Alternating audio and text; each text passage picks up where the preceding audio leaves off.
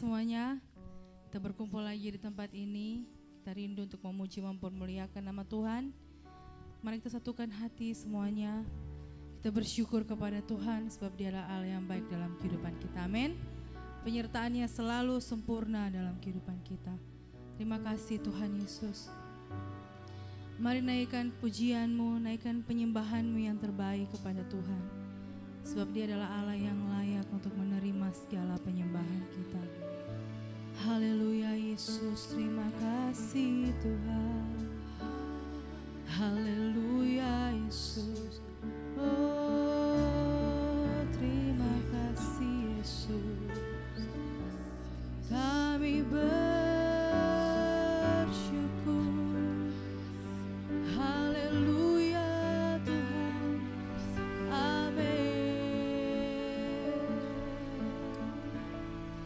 Terima kasih Yesus Tuhan. Kami rindu menyembah-Mu Tuhan. Haleluya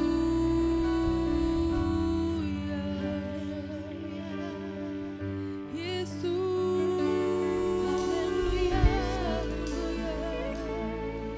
Glory.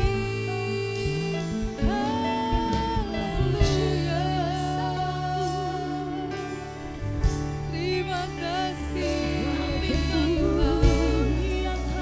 Oh, haleluya Yesus.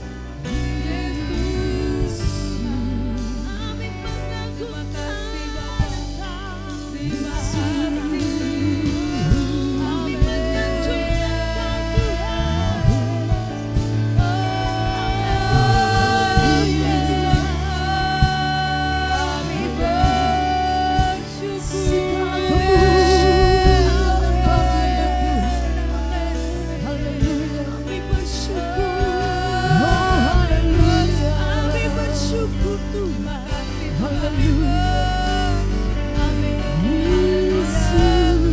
Kami mau bersyukur kepadamu Tuhan.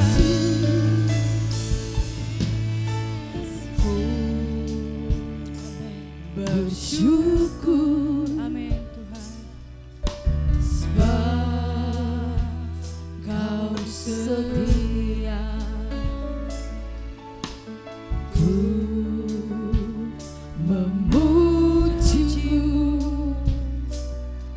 karena Kau sangat baik. Mulialah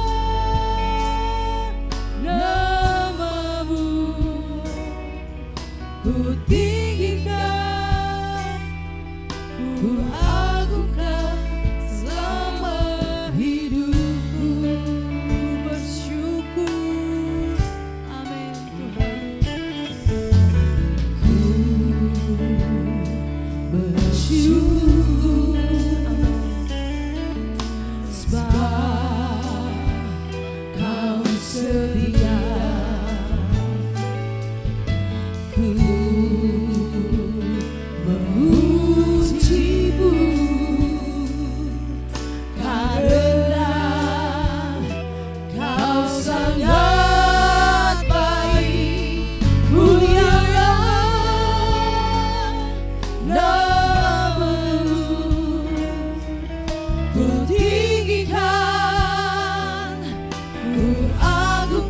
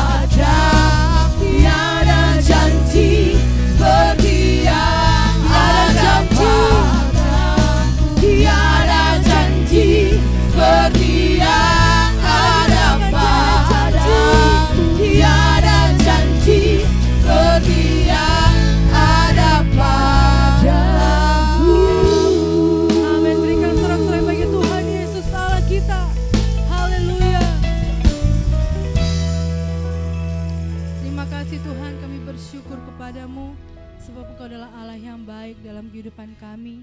Kami mau bersorak, kami mau memuji Engkau. Amin. Sebab kami tahu Tuhan dan kami sadari bahwa penyertaan Tuhan selalu sempurna dalam kehidupan kami. Terima kasih Tuhan Yesus, kami akan memulaikan ibadah. Kami menyerahkan seluruh kehidupan kami ke dalam tangan-Mu Tuhan.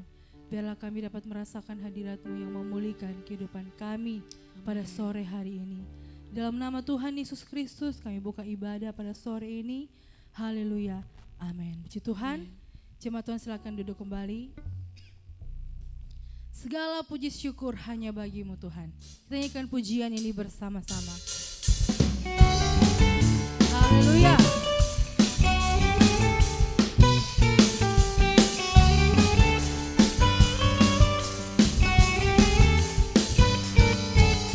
Segala puji syukur hanya bagi-Mu Tuhan. Sebab Kau yang layak dipuja.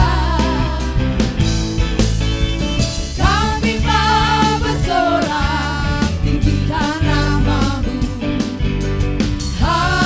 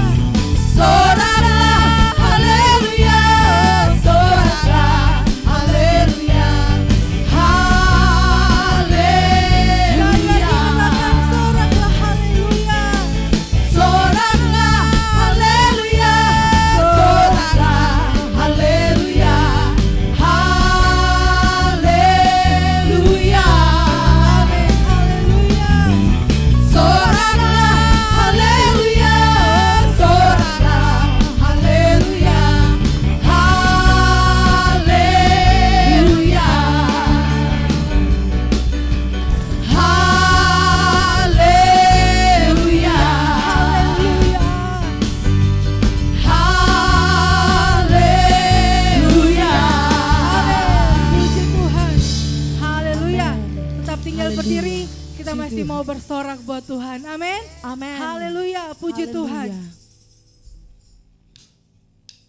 Amin, puji Tuhan.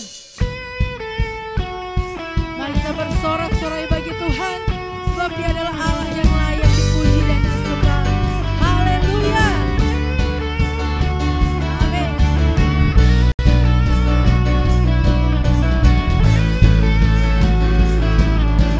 Kau batu karang yang teguh,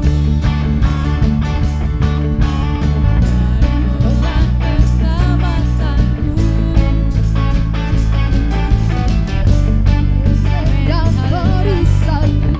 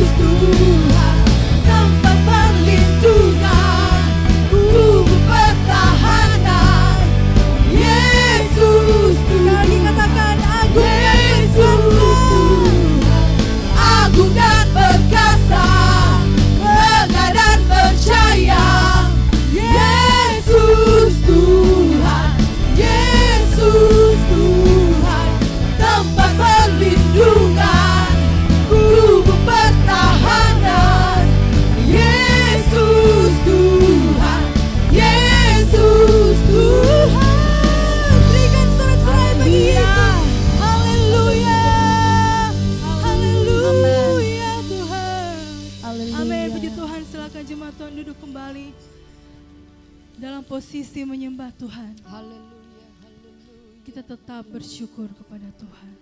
Terima kasih Tuhan, Engkau kubu pertahanan kami, tempat perlindungan kami Tuhan. Engkau segalanya bagi kami. Itu sebabnya kami selalu bersyukur kepadamu. Sebab telah banyak hal yang Kau perbuat dalam hidup kami. Haleluya Yesus Tuhan. Amin, amin, haleluya.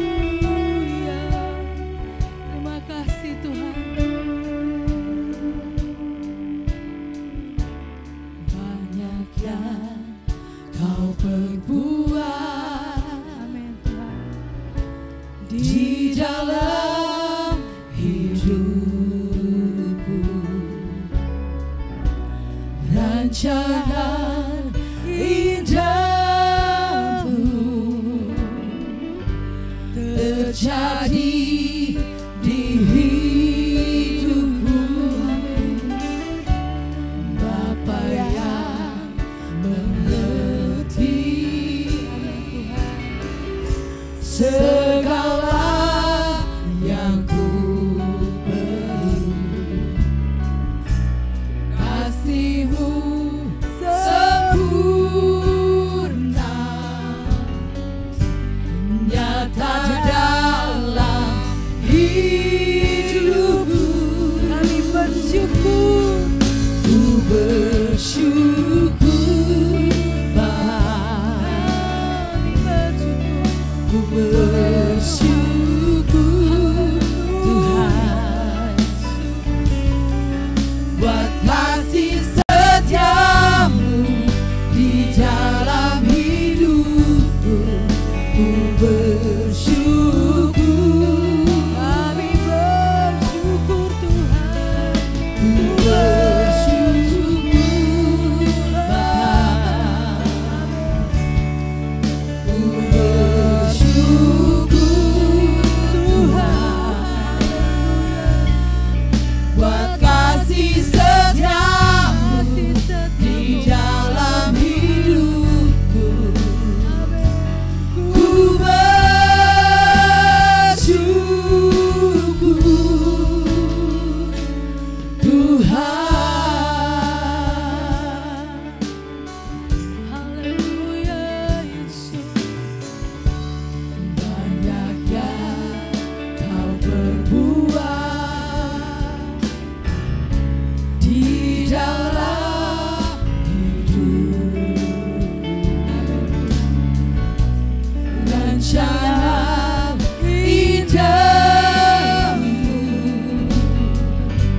terjadi di hidupku.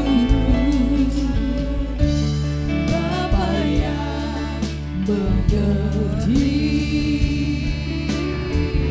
segala yang ku perlu. Tuhan, kasih-Mu sempurna, nyata dalam hidup. Kami bersyukur. Ku bersyukur Bapa, ku bersyukur Tuhan, buat kasih setiamu di dalam hidupku. Ku bersyukur,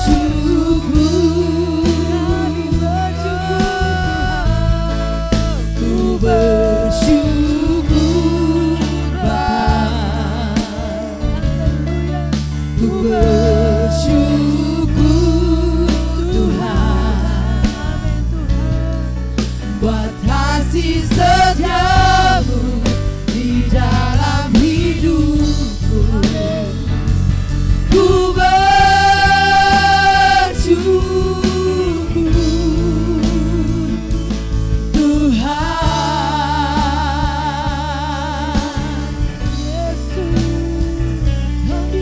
Melewati lembah gelap bersama dengan-Mu Tuhan. Hanya bersama dengan-Mu Tuhan.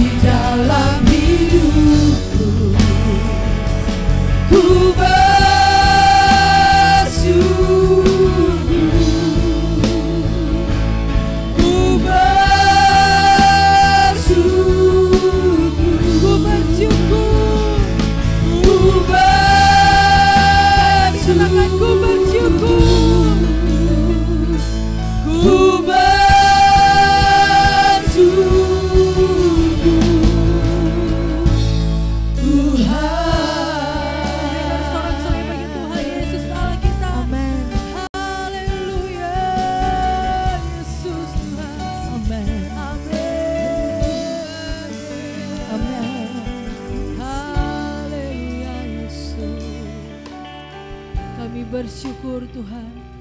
Kami selalu bersyukur kepadamu Tuhan. Amin. Sebab apapun yang terjadi dalam kehidupan kami percaya Tuhan selalu menyertai kami. Amin. Terima kasih ya Bapa. Sore hari kami telah memuji dan mempermuliakan nama-Mu. Tiba saja Tuhan Yesus kami akan mendengarkan firman-Mu. Tuhan, biarlah Engkau yang berbicara dalam kehidupan kami lewat hamba-Mu. Urapi hamba firman-Mu Tuhan. Urapi kami semua yang mendengarkan, agar kami dapat mengerti apa yang menjadi pesan-Mu dalam kehidupan kami lewat firman-Mu Tuhan pada sore hari ini. Terima kasih ya Bapa. Kami siapkan kehidupan kami, hati kami untuk mendengar firman-Mu dalam nama Tuhan Yesus Kristus. Haleluya. Amin.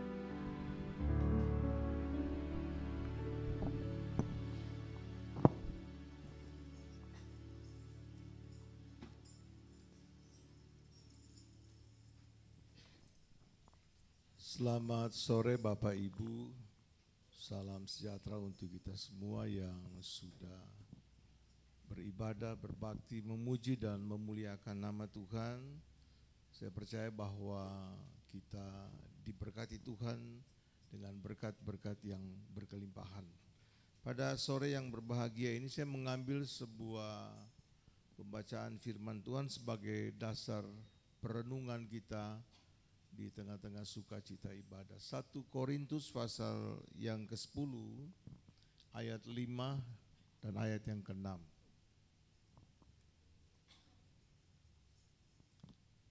1 Korintus 10 ayat 5 dan 6.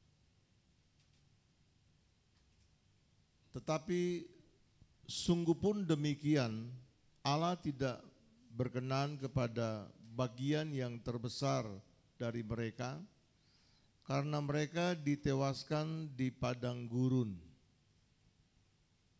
6.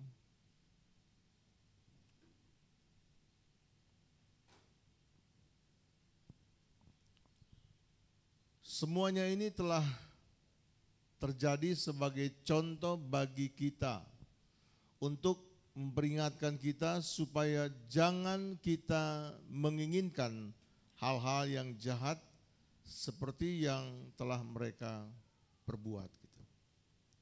Kalau kita baca judul pada perikop ini, Israel sebagai suatu peringatan.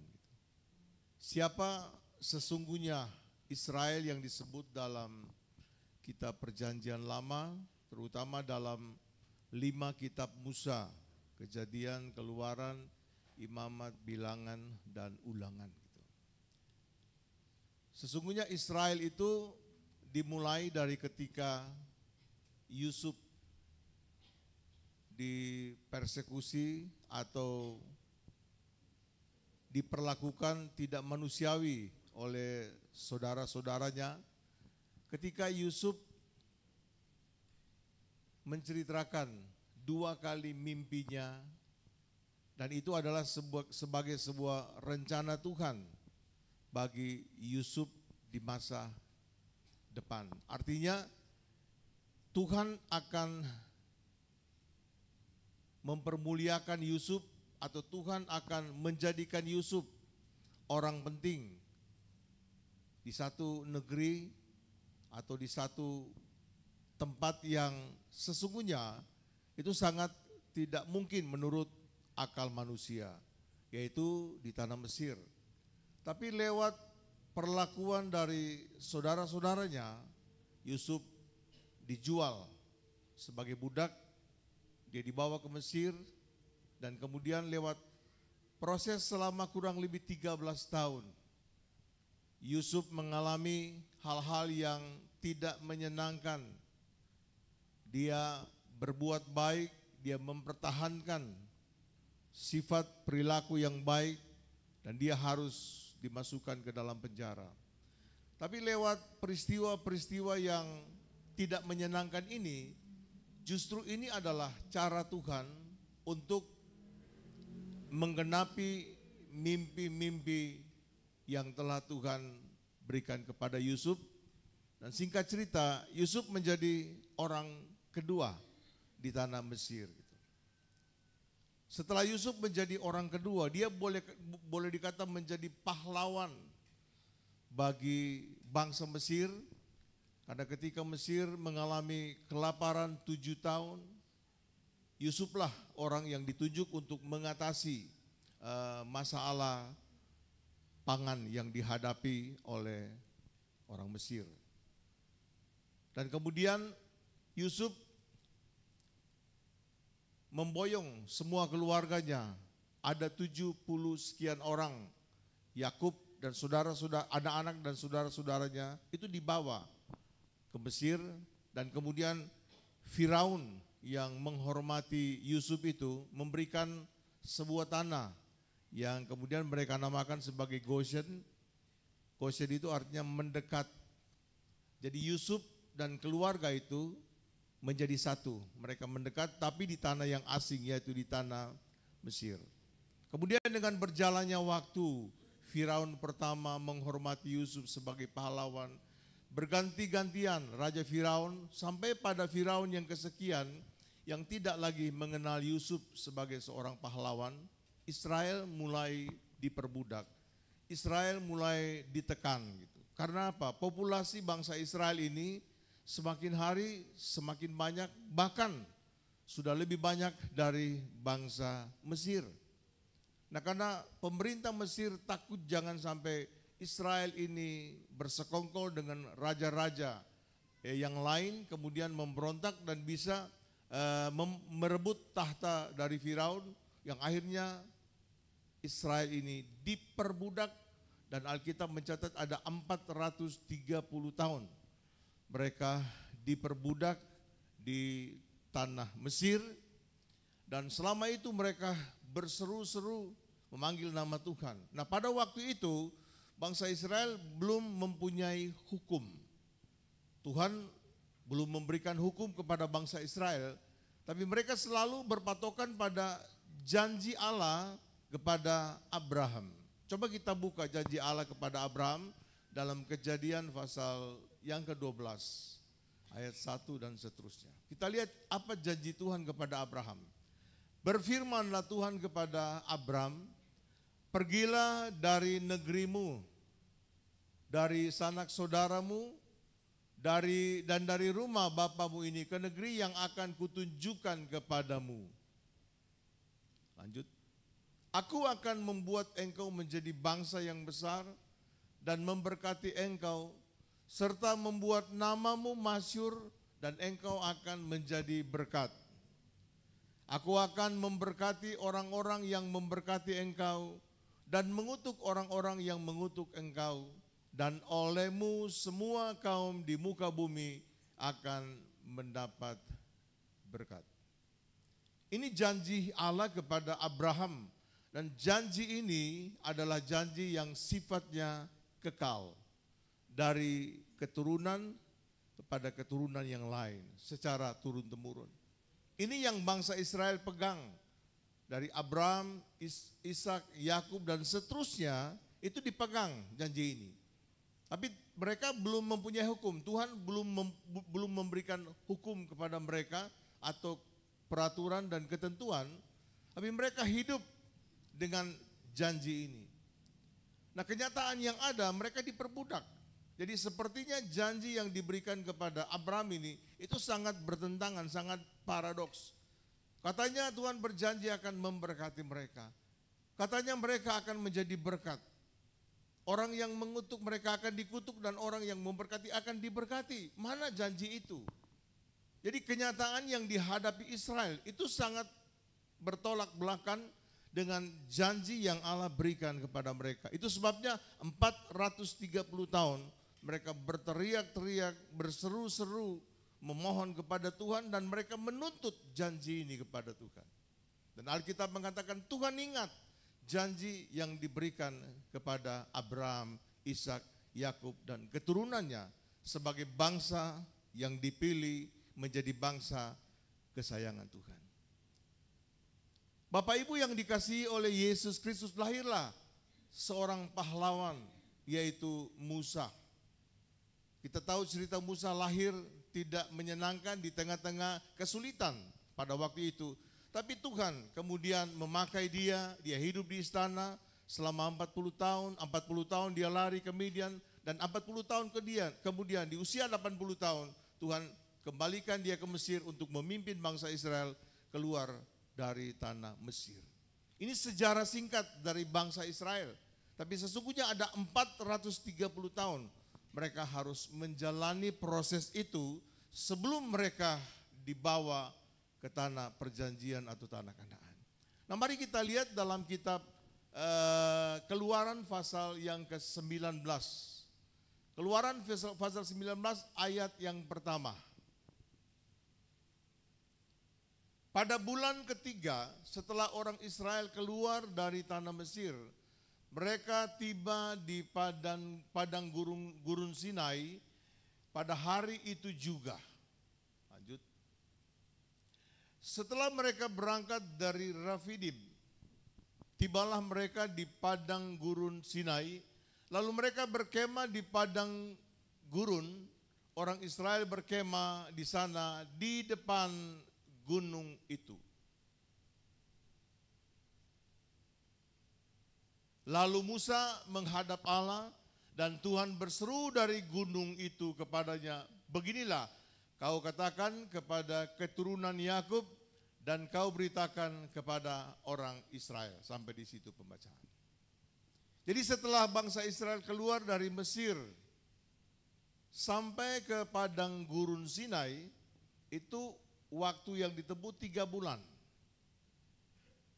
Karena Musa bukan berjalan hanya sendiri 5 orang, 10 orang, tapi dia memimpin bangsa Israel dalam jumlah yang besar. Alkitab mencatat 600.000 laki-laki, belum termasuk anak-anak dan perempuan. Kalau satu keluarga 5 orang, karena pada waktu itu belum ada KB. Yakub aja anaknya 13 orang. Jadi pada waktu itu belum ada pembatasan. Rata-rata satu keluarga 5 orang. Berarti yang keluar dari tanah Mesir itu ada 3 juta orang. Belum orang-orang Mesir yang bersimpati kepada orang Israel, yang sama-sama keluar dari tanah Mesir untuk mengikuti orang Israel. Karena mereka melihat 10 tula yang Tuhan berlakukan kepada Mesir.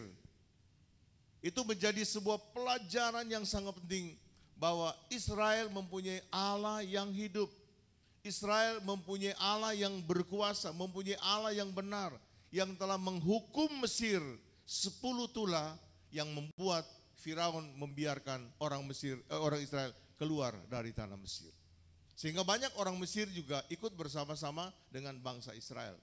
Tapi dalam perjalanan justru orang-orang Mesir yang bersama-sama dengan orang Israel ini menjadi batu sandungan, menjadi kendala dalam perjalanan bangsa Israel. Jadi setelah 3 bulan mereka berjalan, tiba di padang gurun Sinai. Di situ mereka berhenti agak lama gitu. Karena Tuhan akan memberi hukum kepada bangsa Israel. Tuhan akan memberi aturan, ketentuan dan ketetapan supaya bangsa Israel ketika mereka masuk ke tanah Kanaan, mereka punya aturan, mereka punya hukum yang berlaku atas kehidupan mereka. Mereka punya Tuhan yang mengatur mereka. Dan Tuhan berkata bahwa mereka akan menjadi umat kesayangannya kalau mereka taat dan tunduk pada aturan yang ditetapkan oleh Tuhan. Coba kita lihat ayat yang selanjutnya, ayat 4. Kamu sendiri telah melihat apa yang kulakukan kepada orang Mesir dan bagaimana aku telah mendukung kamu di atas sayap Raja Wali dan membawa kamu kepadaku. Terus. Jadi sekarang jika kamu sungguh-sungguh mendengarkan firman-Ku dan berpegang pada perjanjian-Ku, maka kamu akan menjadi harta kesayangan-Ku sendiri dari antara segala bangsa, sebab Akulah yang empunya seluruh bumi. Jadi Tuhan akan menjadikan bangsa Israel sebagai milik kesayangan Tuhan. Lanjut, jadi sekarang jika kamu sungguh-sungguh, kamu akan menjadi bagiku kerajaan imam dan bangsa yang kudus. Inilah semuanya firman yang harus kau katakan kepada orang Israel. Selain bangsa Israel menjadi bangsa kesayangan Tuhan, menjadi milik kesayangan Tuhan, bangsa Israel menjadi imam. Imam itu artinya juru bicara Tuhan. Imam terhadap sama, bukan terhadap Israel, tapi Israel menjadi imam terhadap bangsa-bangsa lain di dunia ini. Karena apa? Mereka mempunyai Tuhan, mereka mempunyai Allah yang hidup, yang berbeda dengan Allah-Allah bangsa-bangsa lain. Mazmur 135 ayat 15, kita lihat Allah-Allah bangsa-bangsa lain. Seperti apa Allah mereka? Mazmur 135 ayat 15. Berhala bangsa-bangsa adalah perak dan emas, buatan tangan manusia. Mempunyai mulut tetapi tidak dapat berkata-kata. Mempunyai mata tetapi tidak dapat melihat. Mempunyai telinga tetapi tidak dapat mendengar. Juga nafas tidak ada dalam mulut mereka. Terus, seperti itulah jadinya orang-orang yang membuatnya, semua orang yang percaya kepadanya.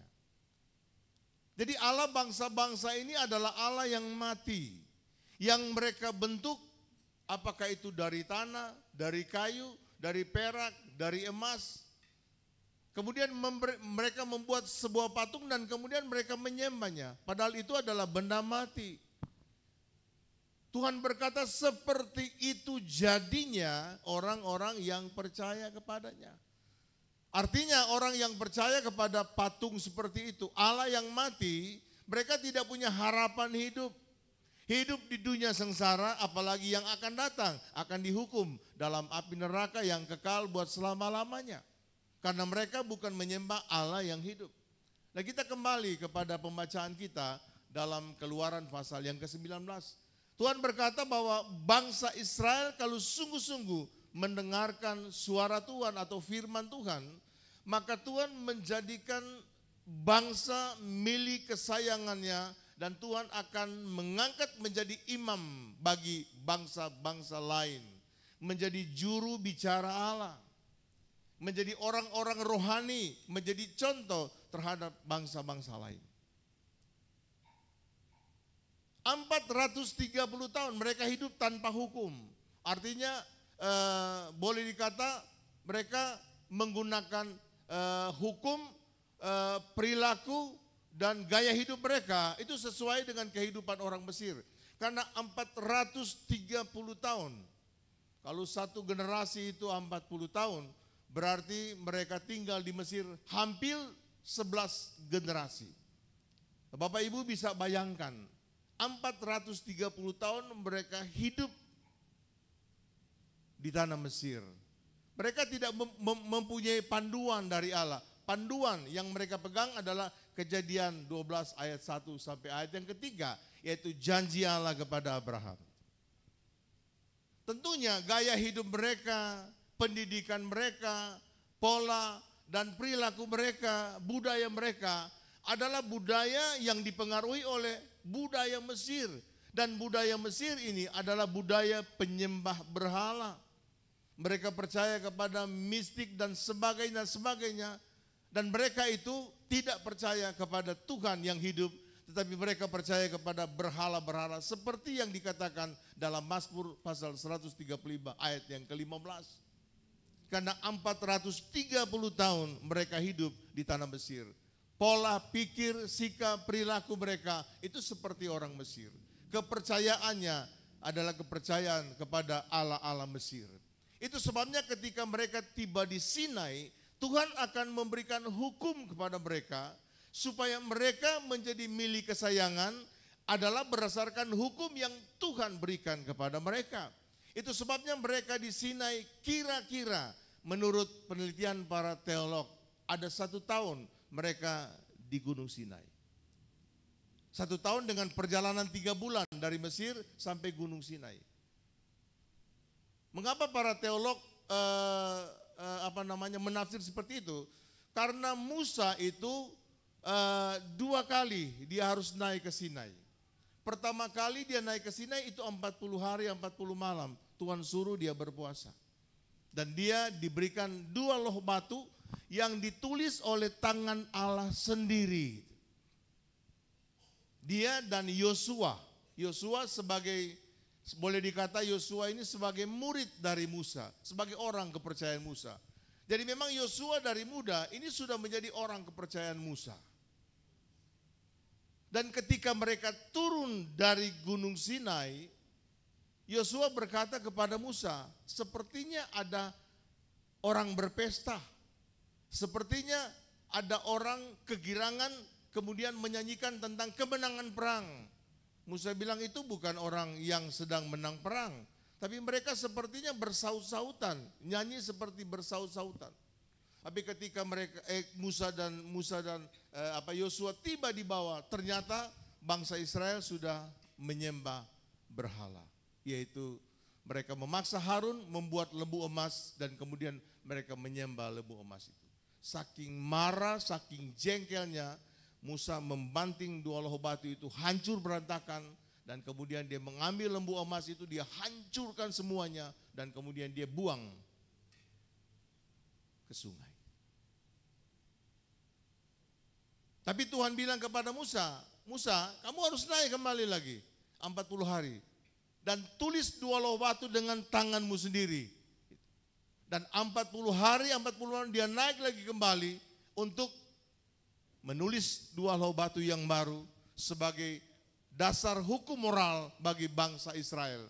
Jadi ada 80 hari, jadi kalau kita hitung menurut waktu Musa di Gunung Sinai itu ada 80 hari. 2 loh batu pertama yang dihancurkan, kemudian dia harus naik dan dia tulis dengan tangan sendiri itu 40 hari 40 malam. Jadi Musa berpuasa 2 kali 40 hari 40 malam. Belum perjalanan naik ke Gunung Sinai. Kalau Bapak Ibu Gembala pernah naik ke Gunung Sinai ya? Belum pernah naik. Tapi kalau saya dengar-dengar nih, saya juga belum ke sana. Itu harus naik pada subuh atau tengah malam, tiba di atas pagi. Kalau saudara baca dalam cerita ini, Musa juga disuruh naik pagi-pagi sekali. Karena memang Gunung Sinai itu katanya panas sekali. Tidak bisa naik pagi atau siang, apalagi siang, itu tidak mampu. Musa dikatakan pagi-pagi sekali Tuhan menyuruh dia naik ke Gunung Sinai. Jadi dari zaman Musa memang tidak bisa naik pada pagi sekali atau pada siang hari apalagi terlebih. Jadi setelah mendapat 2 loh batu yang baru, Musa juga disuruh untuk mendidik bangsa ini sebelum mereka masuk ke tanah Kanaan, supaya mereka menjadi bangsa yang punya mentalitas dan moralitas orang yang takut akan Tuhan. Semua kehidupan gaya mereka, perilaku mereka yang mereka bawa di tanah Mesir itu harus mereka buang, mereka tinggalkan. Kemudian mereka berpegang pada ketentuan-ketentuan hukum yang diberikan oleh Allah melalui Musa kepada bangsa Israel. Jadi saya bisa katakan dari Gunung Sinai inilah mereka memperoleh hukum-hukum Tuhan yang membentuk mereka menjadi umat Allah yang sesungguhnya, menjadi umat kesayangan Tuhan yang sebenarnya. Nah, mari kita lihat hukum apa yang Tuhan berikan kepada mereka. Keluaran pasal yang ke-20. Keluaran pasal 20. Kita lihat di sini dikatakan ke-10 firman. Jadi ini isi dari 2 loh batu, baik 2 loh batu pertama yang ditulis oleh tangan Allah maupun 2 loh batu yang kedua yang ditulis oleh tangan Musa. Jadi bangsa Israel berhenti di Gunung Sinai kira-kira hampir 1 tahun. Dihitung dari ketika mereka keluar sampai di situ 3 bulan. Kemudian Musa di atas kurang lebih 3 bulan dengan perjalanan 6 bulan. Dan kemudian Musa mendidik mereka selama kurang lebih 6 bulan untuk supaya mereka memahami tentang hukum moral yang Tuhan berikan kepada mereka. Hukum Taurat itu ada 3 hukum sebenarnya, dibagi dalam 3 hukum secara pembagian besar.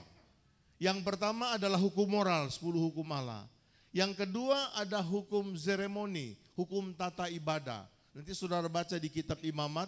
Kemudian sekaligus ada hukum sipil. Hukum sipil ini adalah konsekuensi hukum ketika bangsa Israel melakukan kesalahan atau pelanggaran. Misalnya mencuri, itu dipotong tangannya. Berzina, dilempar dengan batu sampai mati, dan seterusnya dan seterusnya. Karena itu adalah konsekuensi dari hukum Taurat. Mata ganti mata dan gigi ganti gigi. Nah, mari kita lihat apa isi 10 hukum Allah yang Tuhan berikan kepada bangsa Israel melalui Musa, supaya bangsa ini memiliki hukum Allah.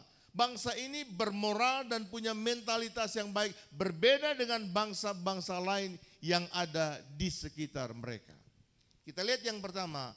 Lalu Allah mengucapkan segala firman ini, akulah Tuhan Allahmu yang membawa engkau keluar dari tanah Mesir, dari tempat perbudakan. Jadi Allah yang benar itu, Allah yang hidup itu adalah Allah yang berkata-kata, Allah yang berfirman. Tapi Allah bangsa-bangsa lain yang sudah kita baca dalam Mazmur 135 ayat 15, itu bukan Allah, itu berhala. yang tidak bisa berkata-kata, yang tidak bisa mendengar, yang tidak bisa melihat, sekalipun dia punya indera semua sama dengan manusia. Tapi karena itu patung, itu benda mati, dia tidak bisa berbuat apa-apa. Tapi Allah ingin menunjukkan kepada bangsa Israel bahwa Allah yang telah memilih kalian ini adalah Allah yang hidup, Allah yang benar, Allah yang berbicara, Allah yang berfirman kepada mereka, dan Allah yang menjadi kesayangan mereka. Itu sebabnya mereka harus menghargai dan menghormati hukum-hukum yang Tuhan berikan kepada mereka. Nah, yang pertama, lalu Allah mengucapkan segala firman ini, akulah Tuhan Allahmu yang membawa engkau keluar dari tanah Mesir, dari tanah perbudakan. Jadi hal yang pertama yang harus dipahami oleh orang Mesir, orang Israel, bahwa yang membawa mereka keluar dari tanah Mesir itu bukan Musa, tetapi Allah yang hidup, Allah yang benar, yang telah memberikan kekuatan kepada Musa, memilih Musa, dan Musa membawa mereka keluar dari tanah perbudakan. Ayat 3, jangan ada padamu Allah lain di hadapanku. Saudara lihat kata Allah ditulis dengan huruf kecil. Jangan ada padamu Allah lain. Allah di sini adalah ilah yang tadi kita sudah baca di Mazmur 135 ayat 15. Ilah atau berhala. Jangan ada padamu berhala. Jangan ada padamu ilah lain di hadapanku. Jangan membuat patung. Ayat 3 dulu. Jangan ada padamu Allah lain di hadapanku. Artinya Allah Abraham, Ishak dan Yakub, Allah Israel, Allah yang telah memilih Israel, ini adalah Allah yang tidak mau diduakan. Tidak mau. Karena dia Allah yang hidup, maka dia tidak mau diduakan. Tidak boleh ada Allah dua. Tidak boleh mereka percaya kepada Allah yang benar, Allah Abraham, Ishak dan Yakub, kemudian ada ilah di dalam kehidupan bangsa Israel. Itu Allah tidak mau. Nah, dalam istilah teologi itu disebut sinkritisme, percaya kepada banyak Allah. Allah tidak mau seperti itu. Allah mau supaya bangsa Israel hanya percaya kepada satu Allah yang benar, Allah yang hidup, yang telah memilih mereka menjadi bangsa kesayangan Allah, yaitu Allah Abraham, Ishak dan Yakub, yang kemudian dikenal dengan Allah YHWH, Yod-He-Vah-He, atau Allah Elohim. Itu yang harus dikenal oleh Allah. Jadi Allah tidak mau dinomorduakan. Demikian juga Bapak Ibu yang dikasihi oleh Yesus Kristus Tuhan, kita adalah Israel secara rohani. Kita Israel dari garis mana? Coba kita lihat Galatia pasal 3 ayat 29. Kita bukan Israel jasmani, tapi kita Israel dari garis keturunan karena kita percaya kepada Kristus Yesus. Dan jikalau kamu adalah milik Kristus, maka kamu juga adalah keturunan Abraham. Amin. Dan berhak menerima janji Allah. Jadi Kejadian pasal 12 ayat 1 sampai yang ketiga itu diperuntukkan untuk keturunan Abraham, Ishak dan Yakub, termasuk Israel secara jasmani, dan juga kita yang percaya kepada Yesus Kristus.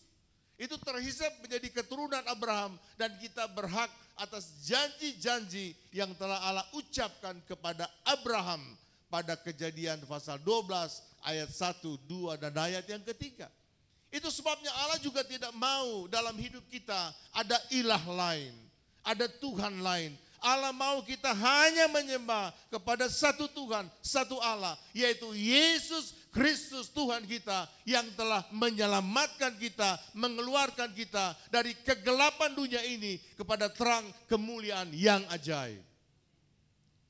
Ada banyak hal bisa kita terjebak dengan berhala-berhala. Mungkin kita tidak punya patung, mungkin kita tidak menyembah patung, mungkin kita menolak patung. Tapi ada hal-hal yang bisa menjadi berhala. Itu berhala itu begini. Sesuatu yang kita anggap itu lebih. Dan kemudian kita memberikan perhatian, kita memberikan kasih sayang lebih dari Tuhan, sehingga mengganggu acara-acara kita dengan Tuhan, itu berhala. Ada barang yang kita anggap begitu begitu mahal, begitu penting dalam hidup kita. Kemudian barang ini mengganggu hubungan kita dengan Tuhan, mengganggu ibadah kita dengan Tuhan. Karena barang ini kita bisa membatalkan ibadah. Karena barang ini kita bisa membatalkan persekutuan doa. Itu berhala. Jadi berhala tidak sekedar patung secara fisik, tetapi perilaku kita yang kemudian melebihi mengasihi barang ini daripada Tuhan, itu adalah berhala. Amin. Jadi Tuhan berkata di sini bahwa jangan ada padamu Allah lain atau ilah lain atau berhala lain di hadapanku. Karena Allah itu cemburu adanya. Dia cemburu itu, memang dalam kitab Galatia pasal yang kelima, keinginan daging itu masuk kategori cemburu, itu ada. Itu masuk keinginan daging. Tapi cemburu manusia dengan cemburu Allah itu berbeda. Cemburu manusia itu karena harga dirinya itu misalnya dianggap dihina gitu. Atau kehilangan sesuatu yang dianggap berharga, kemudian dia merasa terhina. Tapi cemburu Allah ini sebenarnya Allah tahu kalau kita menduakan Allah, kalau kita melibatkan berhala dalam hidup kita, dalam hidup beriman kepada kita, Allah tahu bahwa kita akan kehilangan keselamatan. Itu sebabnya Allah cemburu supaya kita jangan binasa. Jadi cemburu Tuhan itu cemburu yang positif. Cemburu Tuhan itu adalah untuk menyelamatkan kita dari hukuman yang kekal. Kalau kita tetap hidup seperti itu, menduakan Tuhan. Jadi kita tidak boleh menduakan Tuhan seperti yang dikatakan dalam 10 perintah Tuhan. Yang kedua, mari kita lihat. Jangan membuat bagimu patung yang menyerupai apapun yang ada di langit di atas, atau yang ada di bumi di bawah, atau yang ada di dalam air di bawah bumi. Jangan sujud menyembah kepadanya atau beribadah kepadanya, sebab aku Tuhan Allahmu adalah Allah yang cemburu, yang membalaskan kesalahan bapa kepada anak-anaknya, kepada keturunan yang ketiga, keempat dari orang-orang yang membenci aku. Perhatikan tadi saya sudah lihat, tapi kita lihat ayat yang ke-6. Tetapi aku menunjukkan kasih setia kepada beribu-ribu orang, yaitu mereka yang mengasihi aku dan yang berpegang pada perintah-perintahku. Amin, puji Tuhan. Jadi kalau saudara sakit, lebih baik ke dokter, jangan ke dukun, saudara. Ke dukun itu artinya hal yang bersifat mistik. Dan Tuhan marah itu. Kalau kita ke dokter, tidak ada masalah. Sebab dalam Alkitab, Lukas juga dokter. Gitu. Karena dokter itu pengetahuan yang Tuhan berikan kepada manusia untuk dipakai supaya bisa bermanfaat kepada sesama manusia.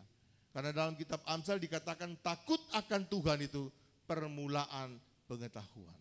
Jadi semua yang berkaitan dengan takut akan Tuhan dan pengetahuan yang kita dapatkan itu adalah dari Tuhan.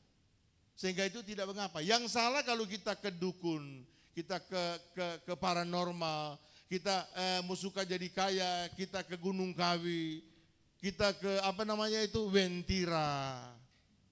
Padahal di Wentira itu cuma hutan saya lihat. Ada orang bawa sesajian di di sungai. Tidak masuk dalam logika, saudara. Apa tuh orang mau dapat di situ? Cuma tanda gersang, keadaan yang gersang. Cuma ada satu rumah yang reok. Apakah rumah itu bisa memberikan berkat kepada kita? Bisa memberkati kita, bisa menjaga kita. Nah, kepercayaan seperti itulah yang menjadi kebencian dan kecemburuan Tuhan. Itu sebabnya jangan ada padamu ilah lain. Patung yang berupa apapun, jangan kita sembah dia. Jangan kita buat itu, tapi kita buang semua itu. Yang berikut kita lihat. Jangan menyebut nama Tuhan Allahmu dengan sembarangan, sebab Tuhan akan memandang bersalah orang yang menyebut namanya dengan sembarangan yang bukan pada tempatnya. Sembarangan artinya yang bukan pada tempatnya. Memang Alkitab mendidik kita menggunakan nama Tuhan. Kita menyebut darah Yesus kalau kita dalam keadaan darurat. Karena darah Yesus itu berkuasa. Darah Yesus itu ditakut oleh iblis. Tapi sembarangan ini artinya kadangkala dalam senda gurau kita menyebut menggunakan nama Tuhan. Itu tidak boleh. Ada sanksinya, ada konsekuensinya. Itu sebabnya kita harus tahu menempatkan nama Tuhan. Kita tahu mempergunakan nama Tuhan. Jangan sembarang, jangan asal-asalan saja.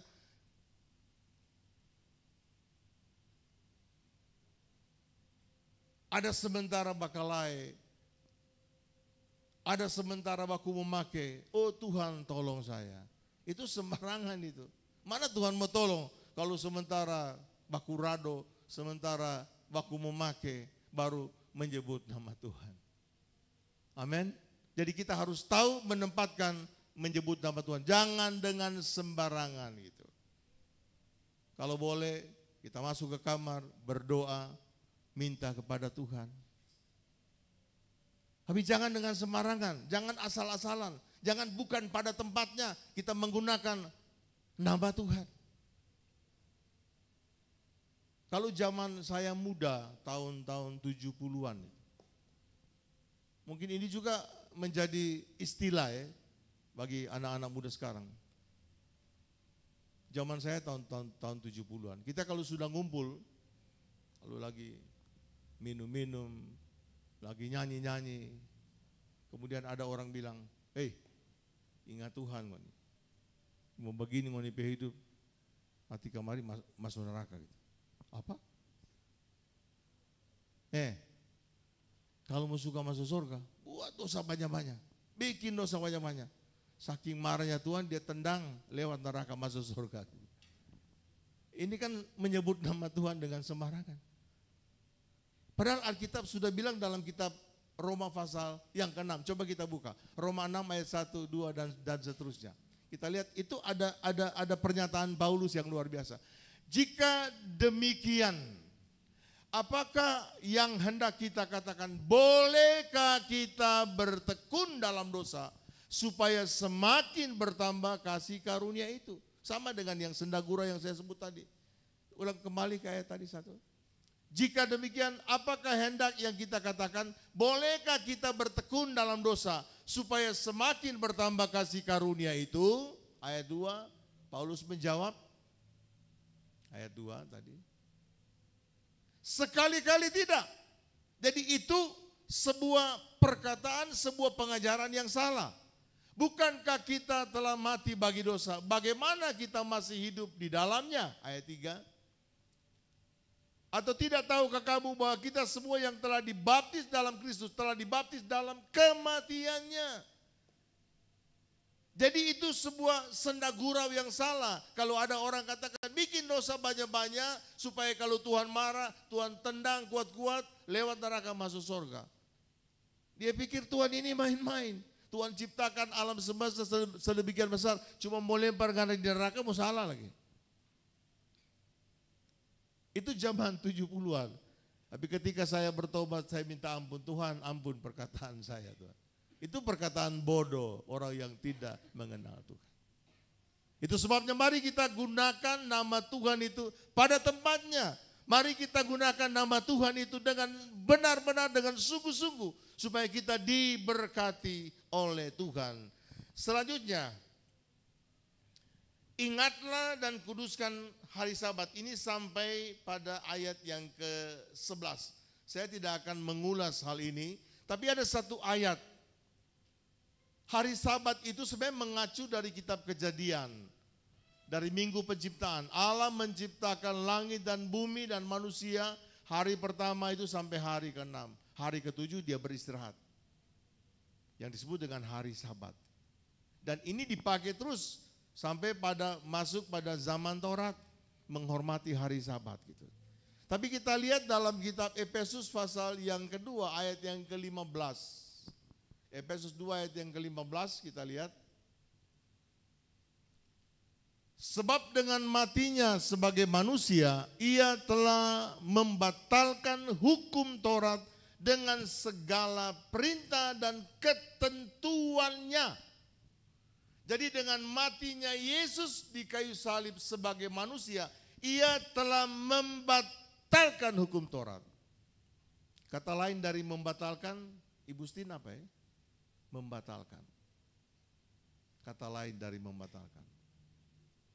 Berarti hukum Taurat tidak berlaku lagi ya? Membatalkan, tidak berlaku lagi. Jadi dengan matinya Yesus di kayu salib sebagai manusia, dia telah membatalkan hukum Taurat. Artinya hukum Taurat tidak lagi berlaku.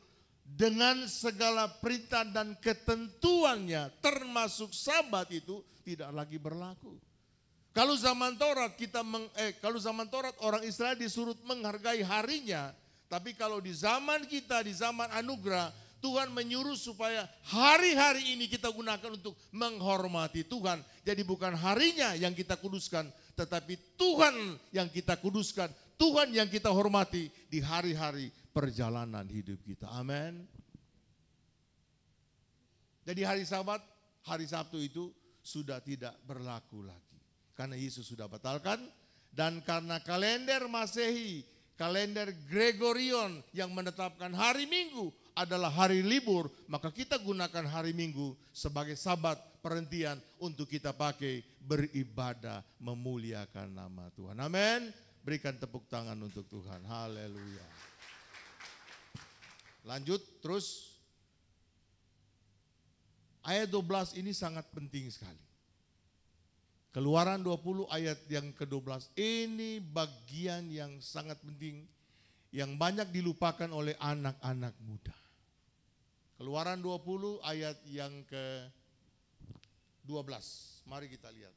Hormatilah ayahmu dan ibumu, supaya lanjut umurmu di tanah yang diberikan Tuhan Allahmu kepadamu.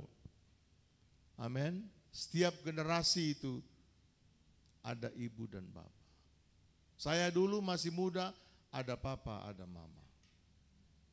Setelah saya menikah, anak-anak saya menjadi orang tua, menjadi papa.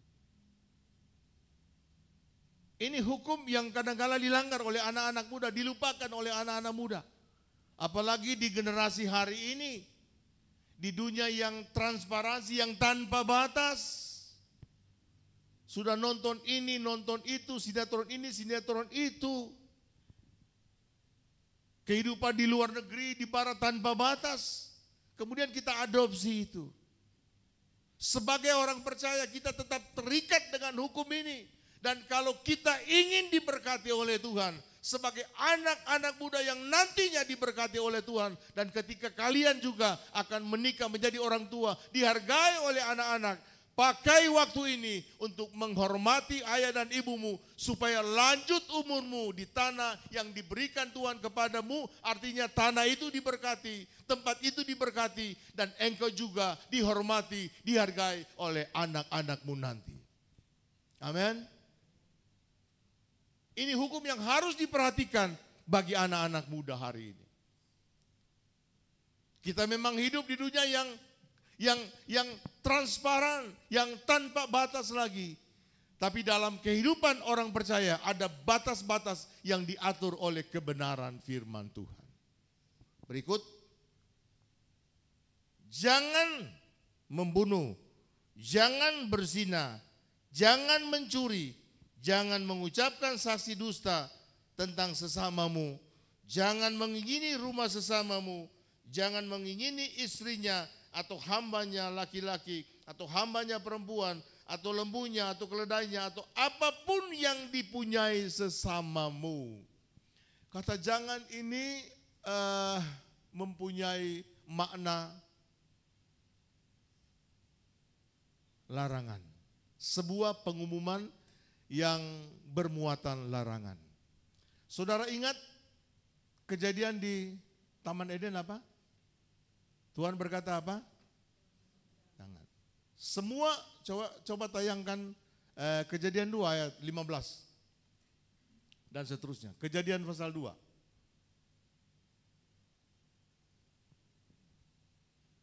Tuhan Allah mengambil manusia itu dan menempatkannya dalam Taman Eden untuk mengusahakan dan memelihara taman itu. Lanjut. Lalu Tuhan Allah memberi perintah ini kepada manusia. semua pohon dalam taman ini boleh kau makan buahnya dengan bebas. Jadi semua pohon dalam taman itu pohon apa saja, pohon mangga, pohon balimbing, balimbing asam, balimbing manis, silakan makan, kau boleh makan. Semua buah pohon dalam taman ini bisa kau makan buahnya. Tapi ingat, lanjut. Tetapi pohon pengetahuan tentang yang baik dan yang jahat itu, janganlah kau makan buahnya, sebab pada hari engkau memakannya, pastilah engkau apa? Mati. Nah sebenarnya Adam dan Hawa diciptakan dan ditempatkan di taman ini itu dengan potensi hidup kekal. Tanpa batas usia, tanpa kematian. Kalau Adam dan Hawa tidak tertipu oleh iblis di pasal 3, torang sampai hari ini nyana mati, kekal. Tapi sayangnya Adam dan Hawa tertipu oleh bujukan rayuan iblis. Iblis bilang semua buah pohon dalam taman jangan kamu makan. Tapi satu buah pohon ini boleh kamu makan. Hawa bilang jangan, ini boleh, nanti orang mati. Oh tidak, Allah membodohi kamu. Sebab kalau kamu makan, kamu menjadi seperti Allah, bukan jadi Allah. Jadi seperti Allah, rupanya Hawa salah dengar. Seperti Allah, bukan Allah, hanya seperti Allah, tapi bukan Allah. Jadi kata jangan di sini adalah bermuatan larangan. Tidak boleh kita langgar. Demikian juga dalam hukum-hukum ini, jangan membunuh, jangan berzina, jangan mencuri, jangan mengucapkan bla bla bla bla bla. Jadi hukum Taurat itu mata ganti mata, gigi ganti gigi. Tapi kita hidup di zaman anugerah. Apa arti membunuh, apa arti berdusta, apa arti mencuri dalam perjanjian baru? 1 Yohanes pasal 3 ayat yang ke-15, 16 kalau salah. 15 ya. 1 Yohanes pasal 3. Setiap orang yang membenci saudaranya. Mari kita baca sama-sama. 2, 3. Setiap orang yang membenci saudaranya adalah seorang apa? Pembunuh manusia. Dan kamu tahu bahwa tidak ada seorang pembunuh yang tetap memiliki hidup yang kekal di dalam dirinya. Membenci itu sama dengan membunuh. Kalau dalam perjanjian lama, kita baru berniat. Kita sakit hati pada dia karena dia tipu kita dan sebagainya. Tapi kita berniat untuk membunuh dia. Namun sebelum kita melakukan, itu belum dosa. Dalam hukum Taurat nanti kita berbuat baru dihitung sebagai dosa. Tapi puji Tuhan, Yesus datang kemudian menggenapi Taurat, menyempurnakan Taurat. Baru torang benci torang saudara, belum bunuh, itu sama dengan membunuh. Amin. Torang baru ingin orang barang, ingin memiliki, baru punya niat mau mencuri, itu sama dengan apa? Mencuri. Ingin istri orang, ingin suami orang, belum lakukan. Tetapi sudah ada keinginan, itu nilainya, maknanya sama dengan kita sudah melakukan. Itu sebabnya kita bersyukur dan berterima kasih. Ada hukum moral yang mengatur kita. Itu sebabnya 3 hukum Taurat itu, 2 hukum ini digenapi. Hukum seremoni, hukum sipil sudah digenapi. Tapi hukum moral ini terus berlangsung sampai zaman kita. Itu sebabnya mari kita menjadi orang Israel rohani yang bermoral, yang punya mentalitas yang baik. Yaitu tunduk kepada hukum Allah supaya kita menjadi anak kesayangan, menjadi imam bagi bangsa-bangsa yang lain. Beri tepuk tangan kepada Tuhan. Dan kita kembalikan kepada Bapak Gembala.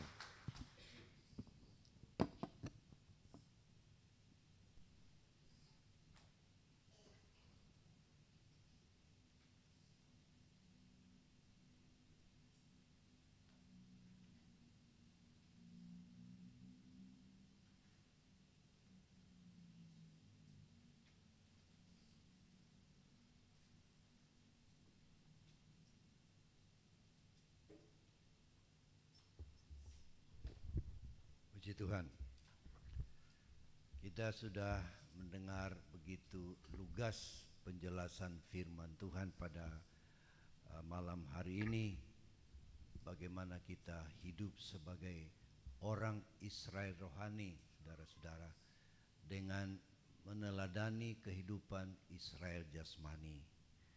Dikatakan dalam banyak ayat bahwa mereka gagal masuk di dalam perhentian karena mereka tidak percaya sepenuhnya kepada janji-janji Tuhan. Itu ditulis dalam Ibrani pasal yang keempat.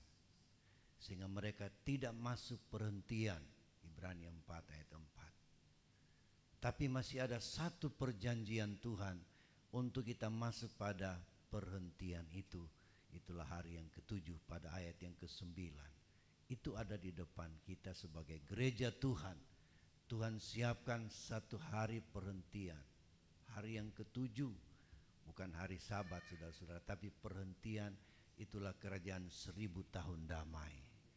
Haleluya. Ini sebuah pelajaran yang penting dan sangat berharga. Itulah sebabnya Paulus angkat firman Allah yang kita sudah dengar dalam 1 Korintus 10, supaya jangan mengikut teladan kehidupan orang Israel yang boleh dikatakan kena virus dalam perjalanan, saudara-saudara, sehingga mereka tidak masuk tanah Kanaan. Puji Tuhan. Tetapi kita bersyukur karena lewat Yesus Kristus Tuhan kita, jalan masuk ke tempat perhentian itu terbuka lebar untuk saya dan saudara. Yesus adalah jalan satu-satunya untuk mencapai hal itu.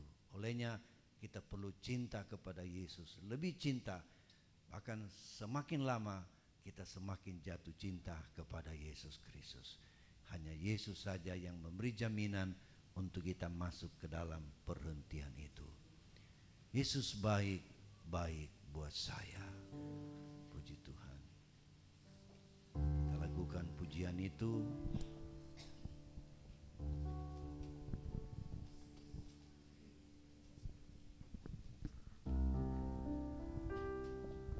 Yesus baik, baik buat saya. Amin. Yesus baik, baik buat saya. Ku tak dapat membalas kasih-Mu, Yesus, Yesus baik, baik buat saya. Yesus baik, baik buat saya. Amin. Yesus baik, baik buat saya. Ku tak dapat membalas kasih-Mu, Yesus, Yesus baik, baik buat saya. Yesus baik, baik buat saya. Yesus baik, baik buat saya. Ku tak dapat membalas kasih-Mu, Yesus, Yesus baik, baik buat saya. Katakan lagi, Yesus baik. Yesus baik, baik buat saya. Yesus baik, baik buat saya. Ku tak dapat membalas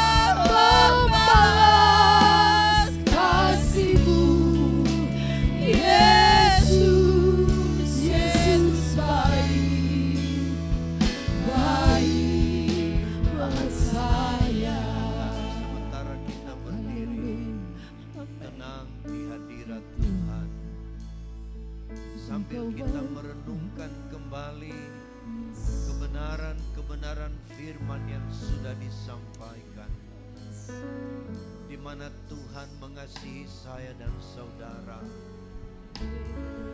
Dia rela menyerahkan nyawanya untuk mati di kayu salib.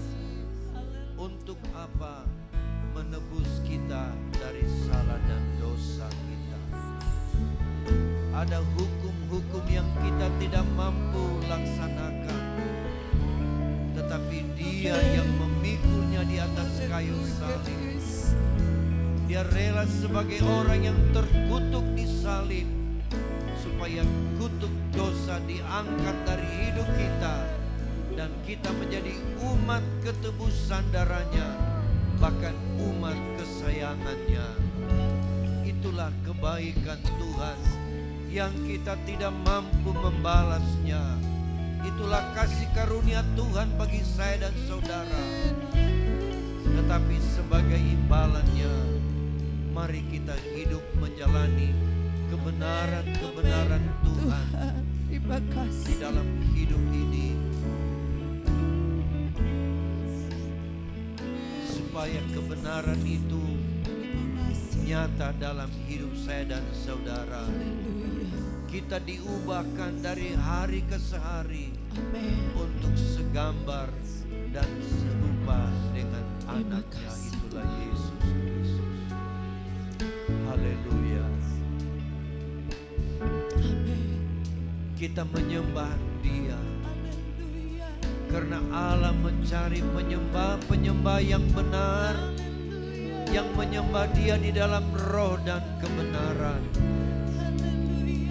tidak melalui patung, tidak melalui benda mati, tetapi kita langsung menyembah Dia dalam roh dan kebenaran.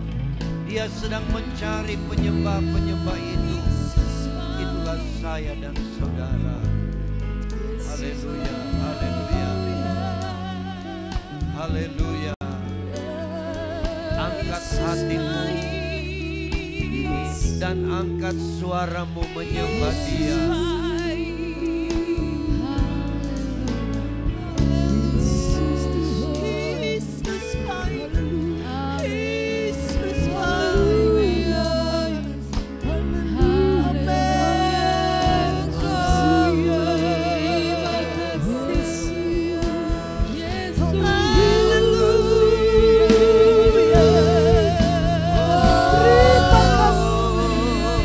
Memuji Engkau Tuhan.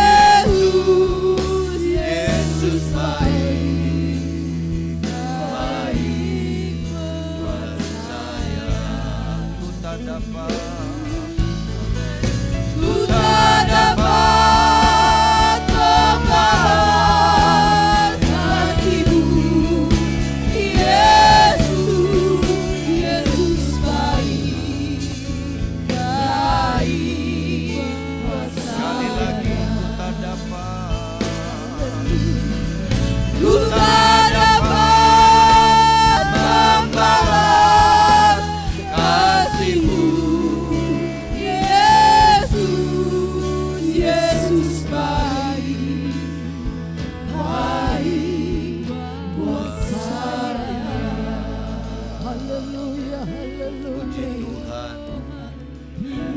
Inilah pernyataan kami kepadamu, yang oleh kasih-Mu yang besar telah menebus kami dari salah dan dosa, sehingga kami menjadi penyembah-penyembah yang menyenangkan hati-Mu, menyembah di dalam roh dan kebenaran.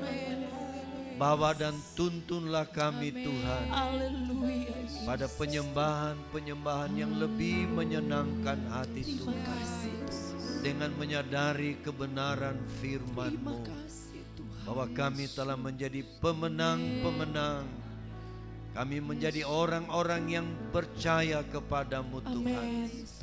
Terima kasih buat kebenaran firman yang sudah membawa kami kepada satu sikap hidup Tuhan yang menyenangkan hati-Mu, karena kami menjadi penyembah-penyembah yang benar.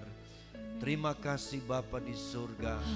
Hamba firman-Mu yang sudah menyampaikan kebenaran firman pada malam hari ini, memberkati pelayanan kami bersama, memberkati kesehatan kami bersama. Akan kami semua menjadi kuat di dalam Tuhan, melayani pekerjaan-Mu, melakukan segala sesuatu untuk hormat, kepujian dan kebesaran Tuhan. Setiap yang hadir pada malam ini, kami percaya kami diberkati Tuhan. Bila ada yang membutuhkan pertolongan Tuhan yang secara spesial, secara khusus Tuhan, nyatakan pertolongan Tuhan. Dalam hal apapun kami percaya Tuhan sanggup menolong kami, karena tidak ada yang mustahil bagi-Mu. Bahkan bagi kami yang percaya kata firman-Mu, juga tidak ada yang mustahil. Terima kasih Bapa di surga. Umat-umat Tuhan akan memberi korban persembahan. Tuhan tilik balas dan memberkatinya di dalam hidup kami bersama. Berkat jasmani, berkat rohani melimpah bagi kami semua. Kami sudah berdoa dan bersyukur di dalam nama Yesus Tuhan kami. Haleluya. Amin. Amin. Puji Tuhan. Puji Tuhan. Kita akan memberi persembahan. Saudara-saudara, kita bawa ke depan. Sudah lihat ada sesuatu yang baru, adalah tempat kita memberi persembahan. Bapak Ibu sekalian, karena kita membutuhkan ruangan di depan lebih luas lagi, maka dibentuk hanya satu meja yang dirancang serbaguna, karena setiap kali kami melaksanakan peneguhan nikah di sini, kami harus mengangkat meja untuk catatan sipil, saudara-saudara. Dan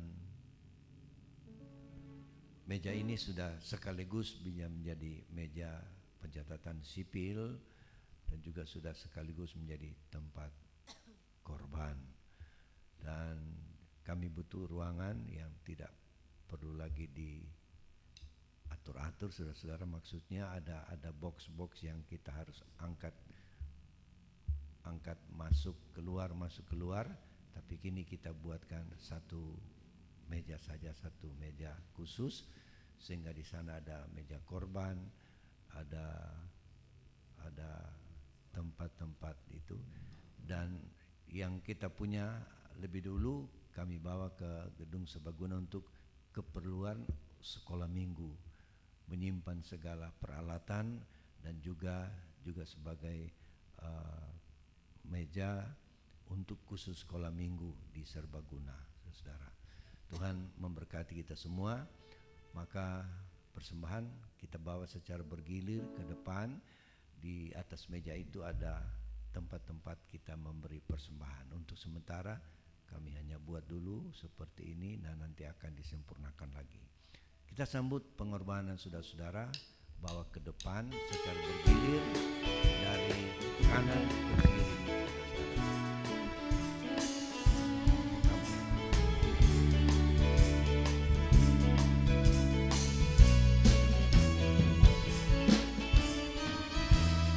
Allah itu baik, Kami mulai dari sungguh baik bagiku.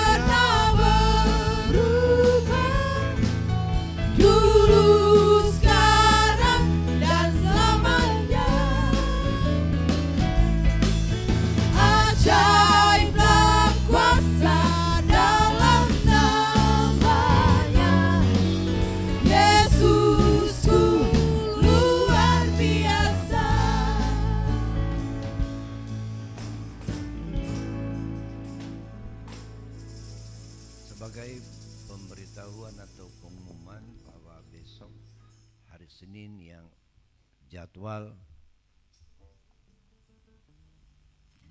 dari tim Dohana itu bukan ditunda tapi digabungkan dengan memenuhi undangan dari Komisi Wilayah Palu Pelayanan Wanita Pantai Kosta, di mana pada besok hari Senin tanggal 11 September pada pukul 5 sore ada ibadah bersama untuk Pelwab Wilayah Palu yang dilaksanakan di GPDI Shalom, alamat Jalan Nusa Kembangan nomor 7. Jadi doa itu digabung dengan ibadah bersama untuk Pelwab Wilayah Palu. Kemudian hari Rabu kebaktian Wanita Pantai Kosta untuk di Jemaat Eklesia di ruangan ini, dan hari Kamis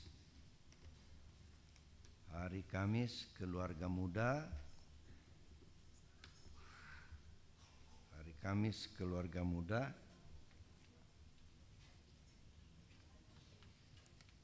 hari Rabu Pelwab di sini, Kamis keluarga muda, hari Jumat pemuda remaja, dan juga ibadah untuk sektor 2 di rumah keluarga Toniga Oping sebagai ibadah ucapan syukur, mengundang guru-guru sekolah minggu, pelayan altar dan keluarga pastori untuk hadir dalam ibadah tersebut sebagai ibadah ucapan syukur keluarga itu. Dan kemudian khusus kepada para mahasiswa-mahasiswi di fakultas manapun yang tergabung dalam pelayanan mahasiswa Pantai Kosta, itu ada acara yang disebut dengan kegiatan Karakter Building Camp. Adalah perkemahan yang dipusatkan di Diklat Pertanian Desa Sidera, Kabupaten Sigi pada tanggal 27 sampai 29 September mendatang. Untuk para mahasiswa dan mahasiswi di fakultas manapun diharapkan bisa mengambil atau ikut kegiatan tersebut lewat pengurus pemuda kita di sini. Untuk itu kepada pengurus pemuda kita di sini kami serahkan proposal ini untuk menghubungi seluruh warga pemuda di GPD Eklesia untuk mengarahkan mereka yang ingin mengikuti kegiatan ini supaya bisa mendaftar, kemudian mempersiapkan diri dengan segala perlengkapan untuk mengikuti acara tersebut. Nanti kami serahkan kepada pengurus pemuda untuk melaksanakan itu. Kemudian hari Sabtu nanti ibadah pergumulan doa puasa kita nanti disponsori oleh sektor 4. Juga kami beritahukan bahwa tadi pagi kami sudah mendoakan panitia perayaan Natal untuk pemuda remaja, dan kami sudah doakan kepanitiaannya dan harap panitia ini segera melaksanakan pertemuan-pertemuan membicarakan bagaimana selayaknya melaksanakan perayaan Natal di tahun ini. Yang penting adalah perayaan Natal tersebut tidak bertabrakan tanggal dengan yang sudah terjadwal.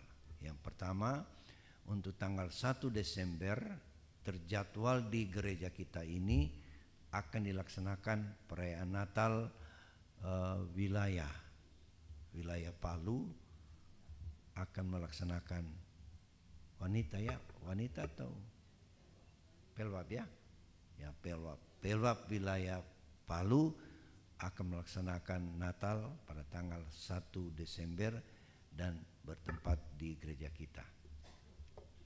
Jadi tanggal itu jangan lagi saudara diisi dengan kegiatan lain. Bila keluarga muda juga mau melaksanakan ibadah Natal supaya bisa diketahui penitiannya, kemudian tanggal pelaksanaannya juga harus disesuaikan dengan apa yang berlaku di gereja kita ini. Untuk Natal umum kita, dalam pertemuan kami dengan majelis jemaat dan juga pengurus sektor, kita masih melaksanakan perayaan Natal pada tanggal 25 Desember. Kita tidak melakukan perayaan-perayaan di luar tanggal itu. Kemudian saudara, kami juga akan menerima undangan, atau kami sebagai gembala masih menerima undang-undangan dari berbagai wilayah, tapi dengan membatasi diri karena usia saudara-saudara tidak seperti masih lebih muda lalu. Sudah tahun-tahun kemarin masih bisa mengisi di berbagai wilayah, tapi tentu lebih lama usia semakin meningkat, tentu kami juga akan membatasi diri untuk memenuhi undang-undangan tersebut. Kami menganjurkan untuk selalu mendoakan organisasi kita yang dalam masa kerja di periode ini, di tahun 2023 ini, pada bulan Oktober mendatang, tanggal 17 sampai 18 Oktober akan ada musyawarah kerja nasional yang akan dilaksanakan di kota Palembang, Sumatera Selatan. Doakan saudara-saudara sebab ini merupakan kegiatan besar kedua selain MUBES. Jadi akan ada perkumpulan hamba Tuhan yang jumlah besar nanti untuk kalangan gereja kita yang berlangsung di kota Palembang. Otomatis kami juga akan turut hadir berupaya saudara. Doakan supaya semua berjalan dengan baik demi kemajuan pelayanan GPDI di tanah air dan juga sampai di mancanegara. Karena hari-hari ini ada banyak sidang-sidang atau gereja-gereja GPDI dibuka di berbagai negara. Kami kira hanya itu yang perlu kami sampaikan. Tuhan memberkati kita pada malam hari ini dan segera kita menutup ibadah. Mari kita berdiri bersama-sama, kita akhiri ibadah kita di dalam doa bersama.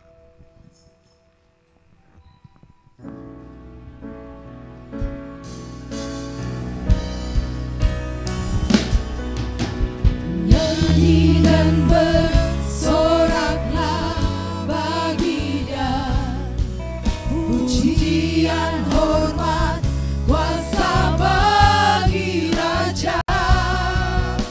Gunung tunduk, laut bergelora,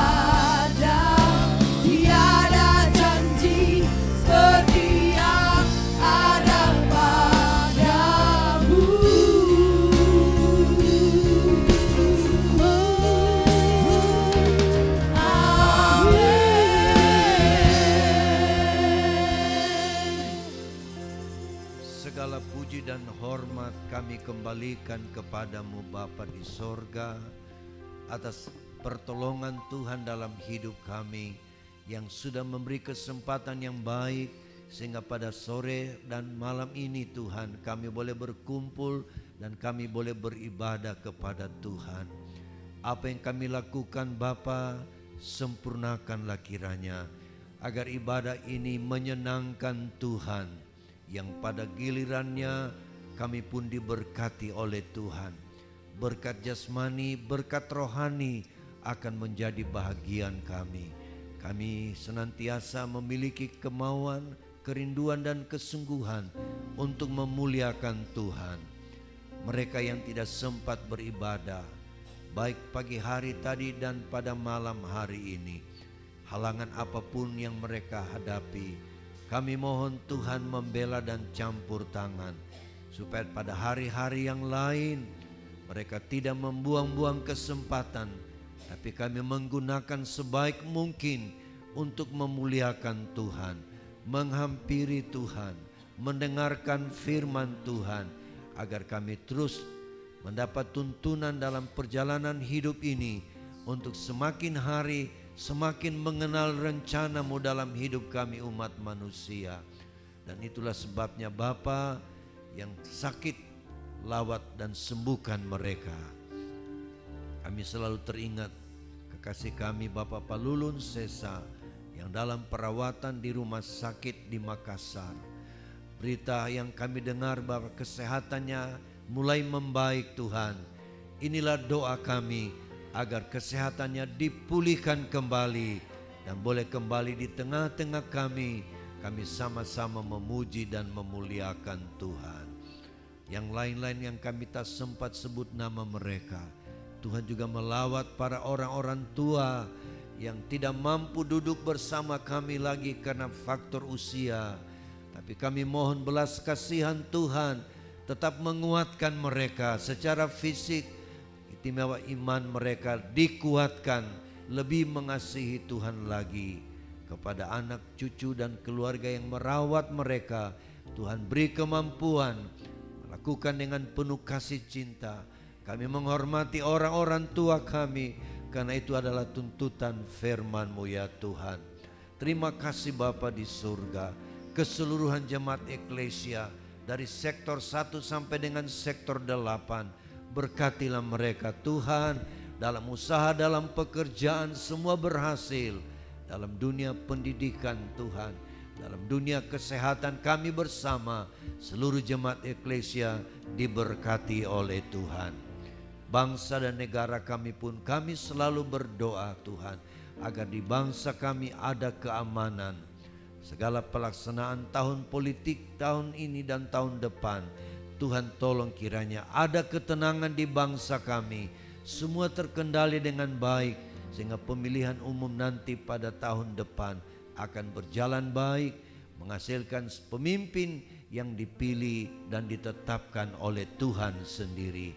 Terima kasih Bapa, terpujilah nama-Mu. TNI dan Polri yang selalu berjaga-jaga, berkati mereka dalam melaksanakan tugas, supaya negara kami tetap terkendali dan aman. Terima kasih, kami percaya Tuhan sudah mendengar doa kami dan Tuhan sudah memberkati kami.